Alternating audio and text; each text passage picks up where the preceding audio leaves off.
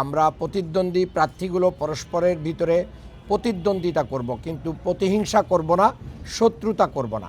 রাহিম, আমি ডক্টর মোহাম্মদ আব্দুল মান্নান, বাংলাদেশ জামাত ইসলামী কর্তৃক মনোনীত ঢাকা ৬ আসনের আমি ক্যান্ডিডেট। আলহামদুলিল্লাহ, আজকের মনোনয়নপত্র যাচাই বাছাই শেষে আমাদের মনোনয়নপত্র বৈধ ঘোষণা করা হয়েছে।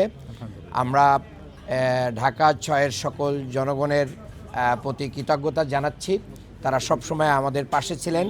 আজকের এই মনোনয়নপত্র যাচাইয়ের পরে আমরা মাঠ পর্যায়ে যে কাজগুলো আবার নতুন উদ্যমে শুরু করব, আশা করি তাদের সার্বিক সহযোগিতা নিয়েই আমরা এগিয়ে যাব।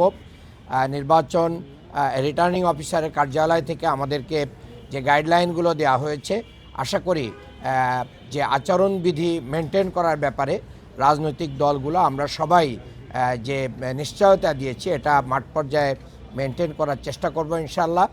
আমি মনে করি যে আজকে আমাদের আসনের 7টি মনোনয়নপত্রের ভিতরে 2টি ছাড়া বাকি 5টি মনোনয়নপত্র বৈধ হয়েছে। আমরা প্রতিদ্বন্দ্বী প্রার্থীগুলো পরস্পরের ভিতরে প্রতিদ্বন্দ্বিতা করব, কিন্তু প্রতিহিংসা করব না, শত্রুতা করব না।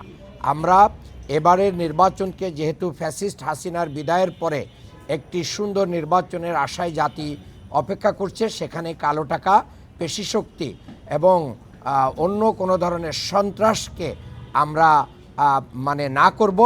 বিশেষ করে আগামী নির্বাচন তরুণ প্রজন্ম অধীর আগ্রহে অপেক্ষা করছে, যেখানে বাংলাদেশে একটি ক্ষমতার ভারসাম্য প্রতিষ্ঠিত হবে। গণভোটের মাধ্যম দিয়ে জুলাই সনদের আইনি বাস্তবায়ন হবে। সেজন্য আমি সবাইকে বলবো যে আপনারা হ্যাঁ ভোট দিবেন, এবং এর পাশাপাশি এই নির্বাচনে যেন আমরা সন্ত্রাস, চাঁদাবাজ, দখলবাজ, মাদককে না বলে একটি সুন্দর গণতান্ত্রিক বাংলাদেশ গড়ে তুলতে পারি। দীর্ঘদিন ধরে আমরা ঢাকা 6-এর অধিবাসীরা বৈষম্যের শিকার, উন্নয়ন বঞ্চিত। এই জায়গা থেকে আমরা ঢাকা 6কে বৈষম্যমুক্ত করে আধুনিক ঢাকায় রূপান্তর করার যে কর্মসূচি নিয়েছি, সেই কর্মসূচি বাস্তবায়নে আবারও জনগণের সহযোগিতা চাচ্ছি। আল্লাহর কাছে আমরা এই কায়মনাবককে দোয়া করছি যে আল্লাহ যেন আমাদের সহায় হন। আসসালামু আলাইকুম।